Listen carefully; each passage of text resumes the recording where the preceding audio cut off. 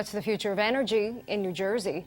I'm Jill Horner. This is Comcast Newsmakers. With me this hour is New Jersey State Assemblyman Upendra Chivukula of the 17th Legislative District. Thanks so much for being with us. Thank you, Jill. We've talked about a variety of different energy-related issues in the past, and we've talked primarily about the future of energy, but talk to us about what you think that picture includes.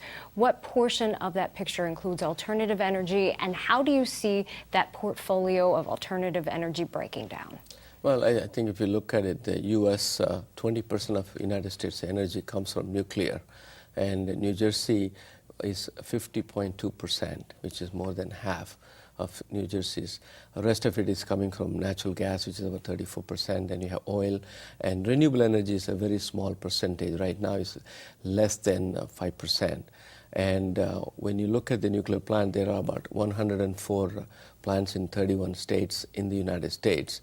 And the key point is that the 2010 census showed that there is 17% of the population increase around 50-mile radius of a nuclear power plant, and which is about 116 million people living around the nuclear plant in the wake of what has happened in Japan and Aichi Fukushima.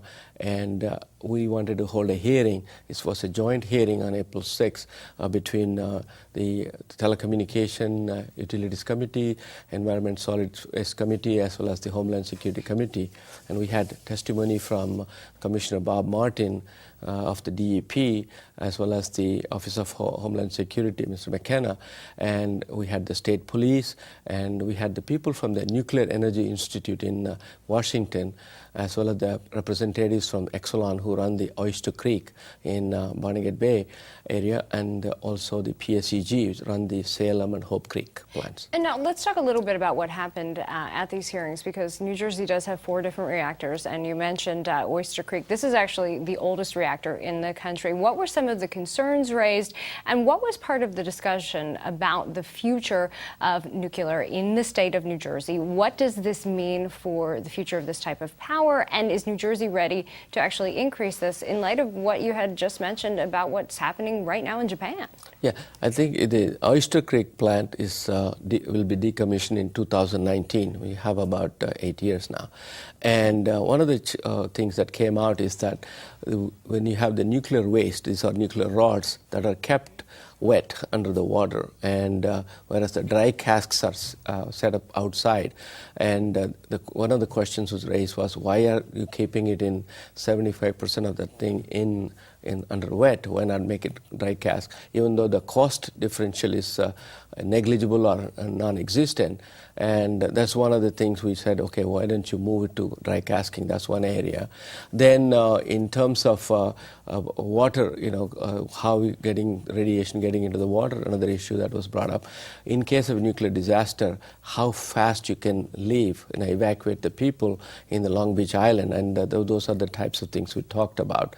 And it is very challenging for the nuclear industry. They have to make sure they show that since in 1979 we had the 3 Mile Island. Subsequently we had a few other accidents, but there were no people killed in the United States as a result of the nuclear. But one of the issues that's been lingering around is that what do you do with the nuclear waste? And we are heavily dependent on nuclear energy in the state of New Jersey. The alternate energy is intermittent, it's not coming fast enough, but we have to figure out a way to solve our energy issues. I see natural gas is going to play a major role. And we just have a short time left, but beyond natural gas, what do you see as the future of energy in New Jersey? Are there additional areas where New Jersey needs to continue to explore? Right. Currently we have a very favorable and very positive solar energy development going on in the state of New Jersey. Then we have the offshore wind legislation that was passed, and we have a lot of things going on in that area. We have not really exploited the biomass and taking care of the energy from waste aspects. Thank you very much.